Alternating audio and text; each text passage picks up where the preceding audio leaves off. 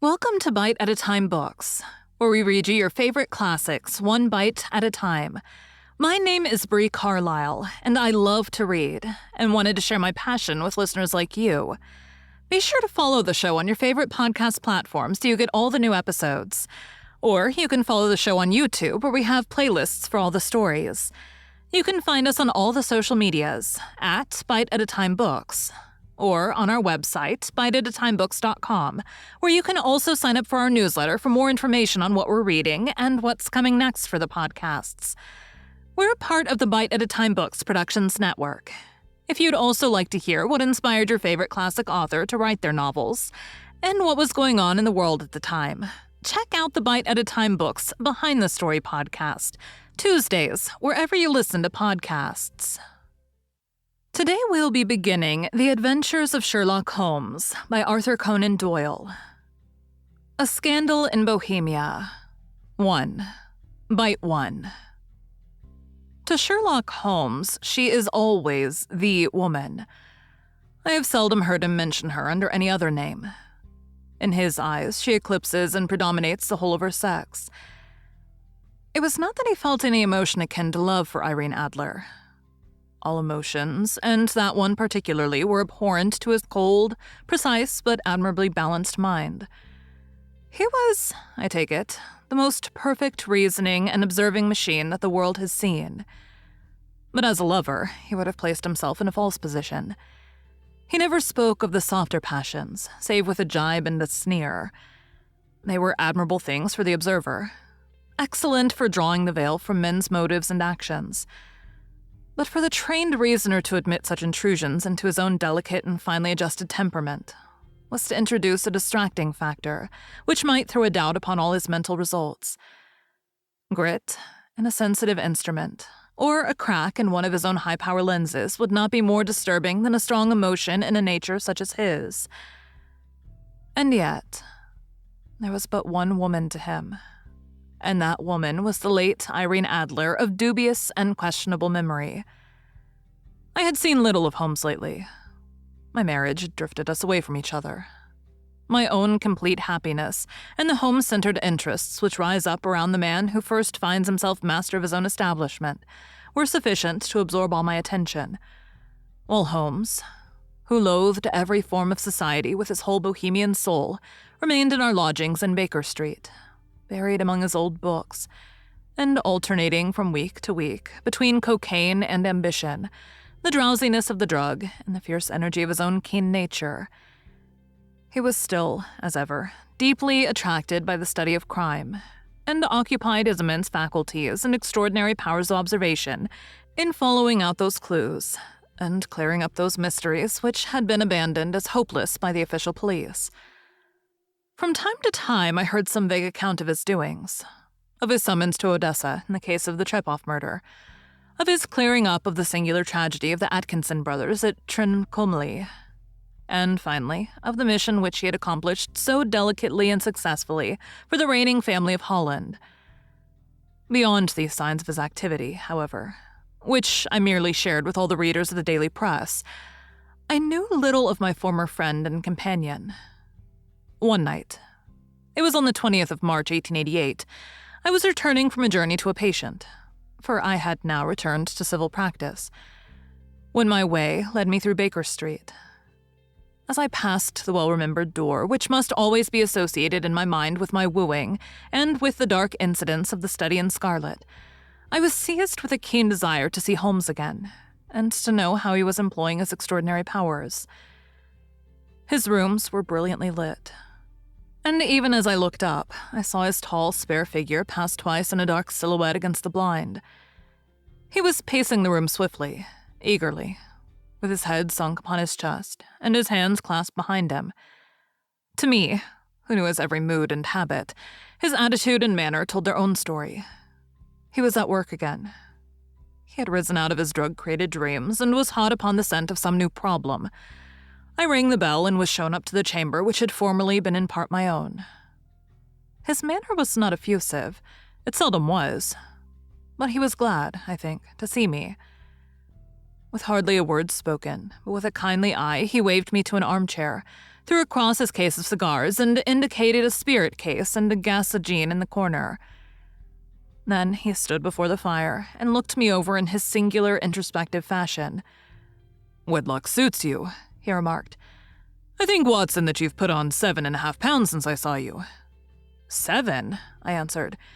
"Indeed. I should have thought a little more. Just a trifle more, I fancy, Watson. And in practice again, I observe. You did not tell me that you intended to go into harness." "Then how do you know?" "I see it, I deduce it. How do I know that you've been getting yourself very wet lately, and that you have a most clumsy and careless servant girl?" "My dear Holmes," said I, "this is too much. You would certainly have been burned had you lived a few centuries ago. It is true that I had a country walk on Thursday, and came home in a dreadful mess. But as I've changed my clothes, I can't imagine how you deduce it. As to Mary Jane, she is incorrigible, and my wife has given her notice, but there again, I fail to see how you work it out." He chuckled to himself, and rubbed his long, nervous hands together. "It is simplicity itself," said he. "My eyes tell me that on the inside of your left shoe, just where the firelight strikes it, the leather is scored by 6 almost parallel cuts. Obviously, they've been caused by someone who has very carelessly scraped around the edges of the sole in order to remove crusted mud from it. Hence, you see, my double deduction that you had been out in vile weather and that you had a particularly malignant boot-slitting specimen of the London slavey. As to your practice, if a gentleman walks into my room smelling of iodoform, with a black mark of nitrate of silver upon his right forefinger, and a bulge on the right side of his top hat to show where he has secreted a stethoscope, I must be dull indeed if I do not pronounce him to be an active member of the medical profession." I could not help laughing at the ease with which he explained his process of deduction. "When I hear you give your reasonings," I remarked, "the thing always appears to me to be so ridiculously simple that I could easily do it myself. Though at each successive instance of your reasoning, I'm baffled until you explain your process. And yet, I believe that my eyes are as good as yours." "Quite so," he answered, lighting a cigarette and throwing himself down into an armchair. "You see, but you do not observe. The distinction is clear. For example, you have frequently seen the steps which lead up from the hall to this room." "Frequently?" "How often?" "Well, some hundreds of times." "Then how many are there?" "How many? I don't know." "Quite so, you have not observed, and yet you have seen. That is just my point. Now, I know that there are 17 steps, because I have both seen and observed.